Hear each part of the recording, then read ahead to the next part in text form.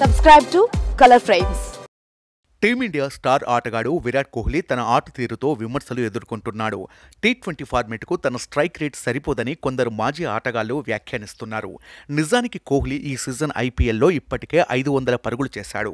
బెంగళూరు భారీ స్కోర్ చేయడంలోనూ కీలక పాత్ర పోషించాడు. మరోవైపు ఆర్సీబీ దాదాపు ప్లే ఆఫ్ బెర్త్ను కోల్పోయింది. దీంతో విరాట్ స్ట్రైక్ రేట్ తక్కువగా ఉండటం వల్లే ఇదంతా జరిగిందని విమర్శకులు అంటున్నారు. ఇలాంటి వాటికి దక్షిణాఫ్రికా మాజీ క్రికెటర్ కోహ్లీ ప్రాణ స్నేహితుడు ఏబీ డివిలియర్స్ ఘాటైన సమాధానం ఇచ్చాడు. ఈ ఎడిషన్లో అత్యధిక పరుగులు చేసిన ఆటగాళ్లలో విరాట్ కోహ్లీ 2వ స్థానంలో ఉన్నాడన్నాడు ఏబీడీ. అతని స్ట్రైక్ రేట్పై తీవ్ర విమర్శలు రావడం ఆశ్చర్యానికి గురిచేసింది. టోర్నీ మొదలైనప్పటి నుంచి ఇవే మాటలు విని విసిగిపోయా. ఈ విమర్శలకు నేను గట్టిగా సమాధానం చెప్పాలనుకుంటున్నాను. ప్రపంచంలోని అత్యుత్తమ బ్యాట్స్మెన్లలో కోహ్లీ ఒకడు. ఆయన గణాంకాలు చూస్తే అర్థమవుతుంది. కానీ అతని స్ట్రైక్ రేట్పై విమర్శలు చేస్తున్న కొందరు క్రికెట్ పండితులు కోహ్లీ ఆడిన మ్యాచ్ల్లో కనీసం సగం కూడా ఆడలేదు. వారికి ఆటపై సరైన అవగాహన లేదని నేను భావిస్తున్నాను. అసలు ఎన్ని మ్యాచ్లు ఆడారు? ఐపీఎల్లో మీరు ఎన్ని సెంచరీలు సాధించారు అని ఏబీడీ ఘాటుగా ప్రశ్నించారు.